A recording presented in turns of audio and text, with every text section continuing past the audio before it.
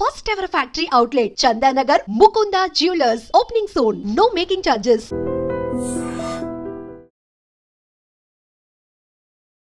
నమస్తే, welcome back to IT media. నేను మీ ఝాన్సీ.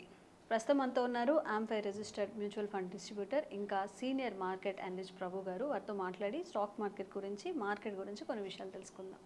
నమస్తే సార్. నమస్తే అండి. సరే, ఎలా ఉంది మార్కెట్ సినారియో? ఎలా ఉంది? ఇన్వెస్ట్మెంట్ చేయొచ్చు అంటారా? అగ్రెసివ్గా వెళ్ళాలా లేకపోతే కొంచెం ఆలోచించి వెళ్ళాలా? ఎలా ఉంది మార్కెట్? అంటే మన సెప్టెంబర్ దాకా బాగానే ఉంది. ఇండియన్స్ ముందే మార్కెట్ని పసిగట్టారు, పడుతుంది అనుకోవచ్చు. ట్రంప్ టారిఫ్ ట్రమర్స్ రాకముందే అక్టోబర్ నుంచి మన మార్కెట్ పడుతూనే ఉంది. సో మనం ముందుగానే వాసన పసిగట్టాం అనుకోవచ్చు ఒక రకంగా. ఇండియన్స్ బాగా తెలివిగల వాళ్ళు, 100% ఇది ఒప్పుకోవచ్చు.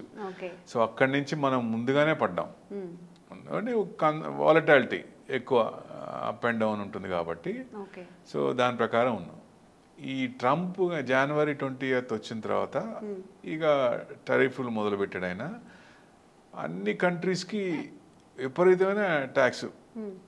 ముందు బేస్ 10 అన్నాడు, తర్వాత మీరు వేసే దాంట్లో 50% అన్నాడు. ఇప్పుడు మన సైడ్ చూసుకుంటే ఇండియన్స్కి మనం 52% వేస్తున్నాం. దానికి గాను 50 మీరు చేసే దాంట్లో హాఫ్ వేస్తానన్నాడు, 26% చేశారు. అది కూడా ఫస్ట్ రోజేమో 26 అన్నాడు, రెండో రోజేమో 27 అన్నాడు, మళ్ళీ మూడో రోజు 26 అన్నారు. అంటే కొంచెం ఫికిల్ మైండెడ్, కొంచెం హరిబరిగా ఏదోటి మన మాట నెగ్గాలి, అవతల నా మాట వినాలి, నా జులుం చూపించాలి, హుకుం జారీ చేయాలి, ఇట్లాంటివి కనపడుతున్నాయి.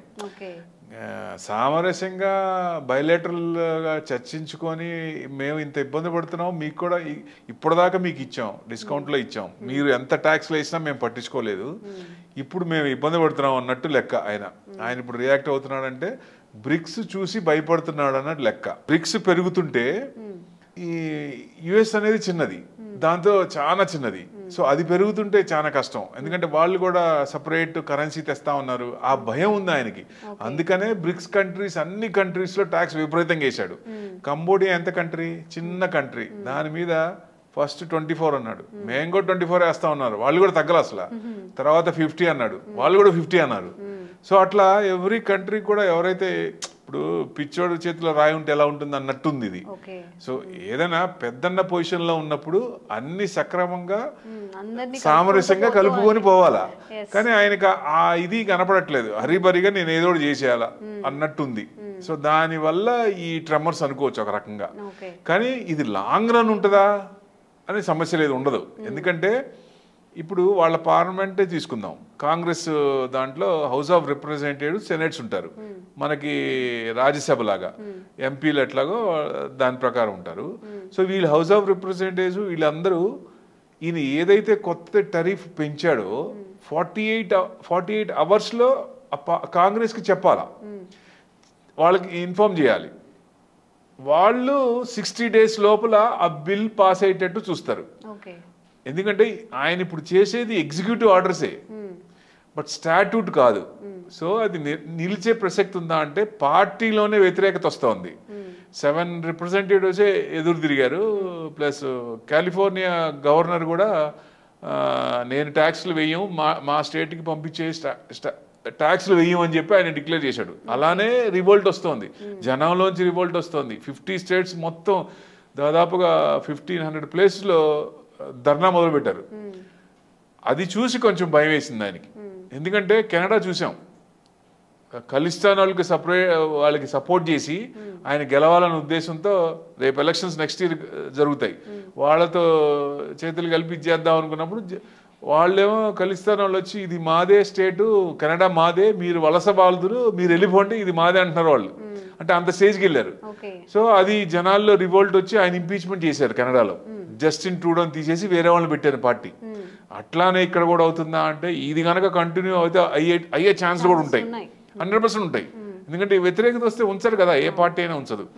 కానీ నిన్న నైట్ ఏమైంది, ఇవన్నీ చూసుకున్న తర్వాత 3 months అంటే 90 days టైం ఇచ్చాడు ఆయన. సో దానివల్ల యుఎస్ మార్కెట్స్ అన్ని భయంకరంగా పెరిగినాయి. యాక్చువల్గా ఇవాళ మనకి మహావీర్ జయంతి కాబట్టి సెలవు వచ్చింది.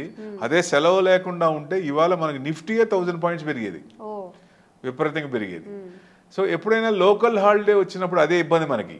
ఇంటర్నేషనల్ హాలిడే ఉంటే మనకేం పెద్ద కంటిన్యూషన్ మన మార్కెట్ ఉంటుంది కాబట్టి పెద్ద డిఫరెన్స్ తెలియదు. బట్ ఇంటర్నేషనల్ వర్కౌట్ అవుతూ రన్నింగ్ ఉంటూ మన మార్కెట్స్ ఎలా వచ్చినప్పుడు అది ఈ నిన్న నైట్ పెరిగినాయి. సో ఇవాళ సెలవు మనకి, మళ్ళీ రేపు కానీ మనకి వర్కింగ్, రేపు ట్రేడింగ్ ఉంటుంది. సో అంటే ఇవాళ నైట్ యుఎస్ మార్కెట్ చూడాలి. సపోజ్ ఇవాళ నైట్ యుఎస్ మార్కెట్ పడ్డాయి అనుకోండి, ట్రంప్ ఏదో ఒక నోరు తెరవంగానే మార్కెట్ దడేలు పడుతుంది. సో అట్లని ఏదన్నా మాట్లాడారు అనుకోండి, ట్రంప్ డాన్స్లు ఎక్కువ అయితే మళ్ళీ మార్కెట్ పడుద్ది. సో అట్లా ఉంది, అది డిస్కౌంట్ అయిపోతుంది. సో నెక్స్ట్ డేకి ఆ పవర్ అనేది మన ట్రేడింగ్ అవర్స్ వచ్చేదానికి ఉంటుందా ఉండదా అనేది ఇవాళ నైట్ యుఎస్ మార్కెట్ చూస్తే కానీ తెలియదు. That's the main thing. Local holiday వచ్చినప్పుడు ఇదే ఇబ్బంది. సో డెఫినెట్గా ఇది టీ కప్ తుఫానా అంటే 100% టీ కప్ తుఫానే. ఒకవేళ ఆయన చేసినా వాళ్ళు సెనేట్స్ అనేది బిల్ పాస్ అవ్వాలి, హౌస్ ఆఫ్ రిప్రజెంటేటివ్స్ యాక్సెప్ట్ చేయాలి. బిల్ పాస్ అవ్వదు, స్టాట్యూట్ కాదు. స్టాట్యూట్ కానప్పుడు ఇది నిలబడదు. డెఫినెట్గా డ్యామ్ షూర్గా ఎగెనెస్ట్ వస్తుంది, ఎందుకంటే రివోల్ట్ వస్తుంది కదా, అక్కడే వస్తుంది. సో ఇది మనకి ఒక రకంగా ఈ టరీఫ్ వార్ రావటం ఇండియాకి మంచిదే. ఎందుకంటే ఇప్పుడు చైనాకు మ్యాక్సిమం ఎక్స్పోర్ట్ యుఎస్కి చేస్తారు. వాళ్ళు ప్రతి కంట్రీకి ఉంది, యుఎస్కి ఎక్కువ చేస్తారు. ఏ ప్రోడక్ట్ అయినా చీప్లో తక్కువ ప్రొడక్షన్ చేయాలంటే చైనా తప్ప ఇంకొకళ్ళు లేరు. అది ఎవరి వల్ల కాదు. జపాన్ చేస్తుంది కానీ అంత తక్కువ రేటుకి ఇవ్వలేరు వాళ్ళు. సో చైనాతో గొడవ పెట్టుకోకూడదు, యుఎస్తో గొడవ పెట్టుకోకూడదు. అందుకనే మన ప్రైమ్ మినిస్టర్ రైట్ డిసిషన్ తీసుకున్నారు అనుకోవచ్చు. న్యూట్రల్గా ఉన్నారు ఆయన. మీరు 10% బేస్ అన్నా 26% అన్నా ఏమీ మాట్లాడలేదు. బయలేటరల్ ఇష్యూస్తో మాట్లాడుకుందాం అన్నట్టు సైలెంట్గా ఉన్నారు. సో ఇప్పుడు చైనా ఏమో ఫస్ట్ 20% అంటే మేము కూడా వేస్తా ఉన్నారు, మళ్ళీ తర్వాత 34 అన్నారు, 54 అయింది. వాళ్ళు కూడా మేము 35% వేస్తా ఉన్నారు, మళ్ళీ వాళ్ళు 104% అంటున్నారు, మళ్ళీ 50% పైన. అంటే 104 అంటే మళ్ళీ మేము కూడా 84% వేస్తామంటే ఇప్పుడు 125% దగ్గర ఆగింది చైనాకి.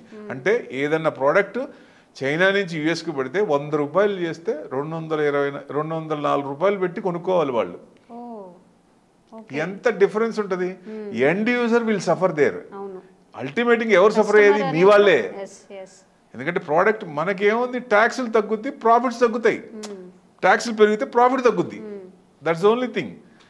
ఏదైనా మార్చుకుంటే కొంచెం ట్యాక్సులు తగ్గితే మనకు కొంచెం మార్జిన్స్ పెరుగుతాయి. ట్యాక్సులు పెరిగితే మార్జిన్స్ తగ్గిపోతాయి. సో ఎటు చూసినా కానీ ఇండియాకే బెనిఫిట్ ఒక రకంగా.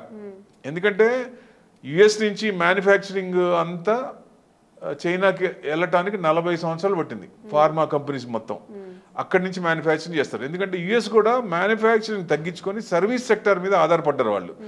వాళ్ళ దగ్గర మనం చేసిన ట్యాబ్లెట్స్ వాళ్ళ దగ్గర చేయాలంటే మనకి ఇప్పుడు ఇక్కడ ఇండియాలో ట్యాబ్లెట్కి ఎంత ₹1 అవుతుంది అనుకోండి, వాళ్ళకి ₹10 అవుతుంది. అంత ఖర్చు ఉంటుంది అక్కడ. సో అందుకనే వాళ్ళు అదర్ కంట్రీస్ మీద ఆధారపడి ప్రొడక్షన్ బయట నుంచి తెప్పించుకుంటున్నారు. ఇప్పుడు మనం ఏంటి మ్యాక్సిమం జెనరిక్ పంపిస్తాం. జెనరిక్ మీద ట్యాక్సులు వేస్తే మనకేం మిగులుతాయి? జెనరిక్ ప్రోడక్టే కొంచెం చీప్ ప్రొడక్ట్, మామూలు దాని మీద ట్యాక్సులు వేస్తే మనకేం మిగులుతాయి? సో ఇట్లా కొంచెం ఉన్నాయి కాబట్టి గవర్నమెంట్ బయోలేటరల్ ఇష్యూ తీసుకొని యుఎస్తో మాట్లాడుకొని తగ్గిస్తారని ఉద్దేశం ఉంది. ఒకవేళ తగ్గించలేదనుకోండి, గవర్నమెంట్ ఏం చేస్తుంది? ఇప్పుడు రూపీ ఉంది, INR ఉంది, 88 నుంచి తగ్గింది 85, 84 అక్కడ వస్తుంది. ఒకవేళ వీళ్ళు కనుక మన 26% నేను వేస్తాను, నేను తగ్గను, ఉడుము పట్టి నేను చెప్పిన దానికి 3 కాళ్ళు అన్నాడు అనుకోండి ట్రంప్. ఇప్పుడు ఇక్కడ ఏం చేస్తారు మన వాళ్ళు? ఈ INR పెంచుతారు, 95 అవుతుంది. సో ఆ ₹10 ఇక్కడ కాంపెన్సేట్ అవుతుంది కదా ట్యాక్స్ మొత్తం. సో అలా చేసే ఛాన్స్ కూడా ఉంది.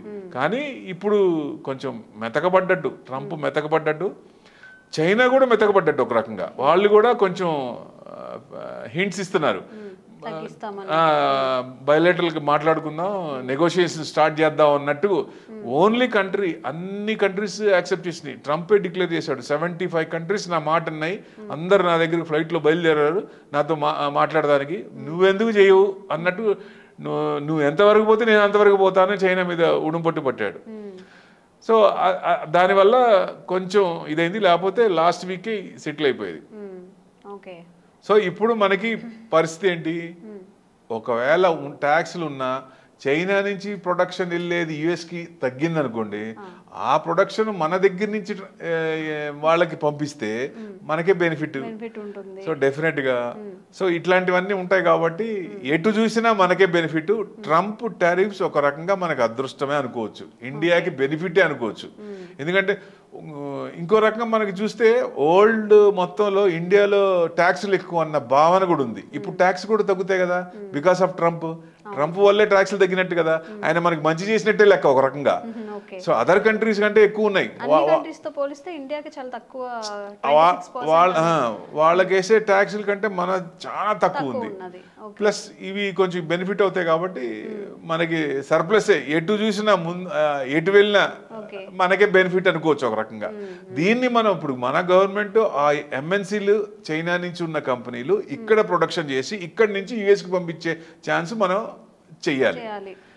అది ఆకట్టుకోవాలి. వాళ్ళకి పిఎల్ఏ స్కీమ్ కింద లేకపోతే రిబేట్స్ కానీ కార్పొరేట్ ట్యాక్స్ బెనిఫిట్ కానీ ఇట్లాంటివన్నీ ఇచ్చి వాళ్ళని ఆకట్టుకోవాలి.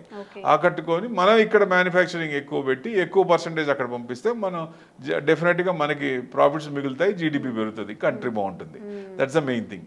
సో ఇక ఇప్పుడు ఏంటి నెక్స్ట్ ఏంటి అనేది ఇక ఆయన ఇంకా ఫార్మా మీద కూడా వేస్తా అన్నాడు, ఫార్మా మీద కూడా ట్యాక్స్లు వేస్తా అన్నాడు. ఒకవేళ ఎంత వేసినా ఇంకా బేస్ మీద 10% పైన ఫార్మా ఎంత చెప్పలేదు ఇంకా, దాన్ని చెప్పింది దాన్ని బట్టి. ఇంకా కొత్త డాన్స్లు ఏమన్నా వేస్తాడంటే కొత్త మార్కెట్ కొంచెం వాలటాలిటీ ఉండే ఛాన్స్లు ఉంటుంది. సో ఇంకా నేను ఇక సభ చాలు అనుకున్నాడు అనుకోండి, సో అందరూ వ్యతిరేకం అవుతున్నారు, నాకు కష్టం అనే ఒక ఫీలింగ్ వస్తే, ఎందుకంటే డోజ్ డిపార్ట్మెంట్లోనే తేడా వచ్చింది. ఇలాన్ మస్క్కి ట్రంప్కే తేడా వచ్చింది వాళ్ళిద్దరికి, ఎందుకంటే ఆయనే వ్యతిరేకించాడు. యూరోపియన్కి ఫ్రీ ట్రేడ్ జోన్ వాళ్ళకి ట్యాక్స్ లేకుండా చేయాలనే ఉద్దేశం చెప్పాడు. ఆయన యూరోప్ కూడా ట్యాక్స్ వేసాడు కదా, ట్యాక్స్ వేసినప్పుడు ఆయనకి వ్యతిరేకంగా చెప్పినట్టేగా. సో క్లాష్ అనేది స్టార్ట్ అయింది. డెఫినెట్గా ఆయన కూడా డోజ్లో ఉంటాడు, లేకపోతే వెళ్తాడు, వేరే వాడిని పెట్టుకుంటాను అన్నట్టుగా ట్రంప్ కూడా డైరెక్ట్గా చెప్పాడు మీడియాలో.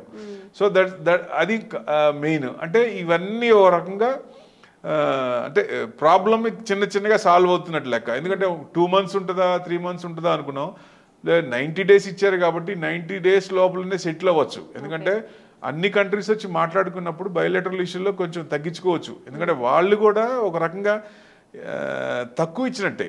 అన్ని కంట్రీస్ ట్యాక్స్లు ఎక్కువ వేసినాయి. ఒక రకంగా ట్రంప్ హీస్ 100% రైట్ వాళ్ళ యుఎస్ యాంగిల్లో చూస్తే.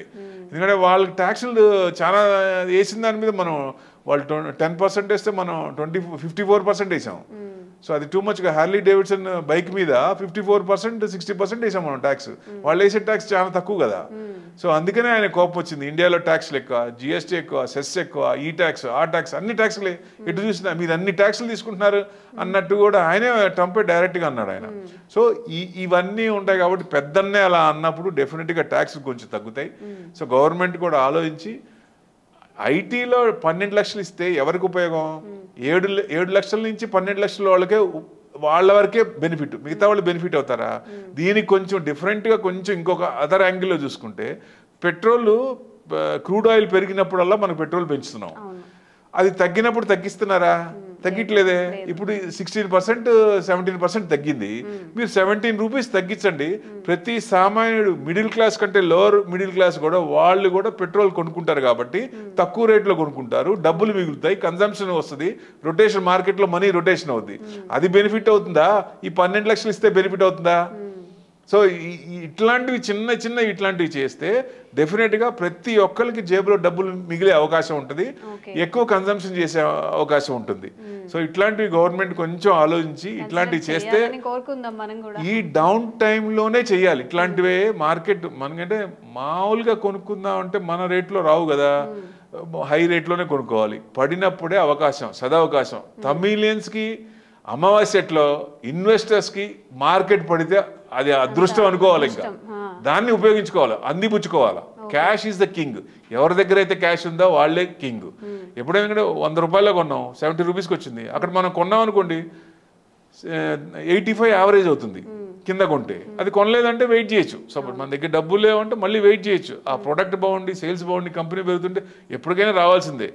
కంపెనీ మంచిదైతే, ఫండమెంటల్స్ ఉన్న కంపెనీ కొనుక్కుంటే ఎప్పటికైనా లాభమే. దీని ప్రకారం వెళ్తే మంచిది. డెఫినెట్గా ఈ టీ కప్పు తుఫానా అంటే అప్పుడే ఇంకా చెప్పలేము, ఇంకా కొంచెం ఫార్మా మీద కూడా అంటున్నాడు కాబట్టి అది కూడా చూసి ఇంకేమైనా చేస్తాడా అవన్నీ చూస్తే 2 months టైం అనుకున్నాం కానీ 2 months లో కూడా పట్టకపోవచ్చు, తొందరలోనే సెటిల్ అవ్వచ్చు అనేది ఎక్స్పెక్టేషన్, మార్కెట్ ఎక్స్పెక్టేషన్. మార్కెట్ రేపు గ్యాప్ అప్ అయ్యే అవ్వచ్చు, గ్యాప్ అప్ అయ్యి నిలబడుతుందా లేదా అనేది ఇంకా అదర్ పారామీటర్స్ మీద ఆధారపడి ఉంటుంది కాబట్టి దట్ మనం అది చెక్ చేసుకోవాలి. Okay, thank you sir. Thank you అండి.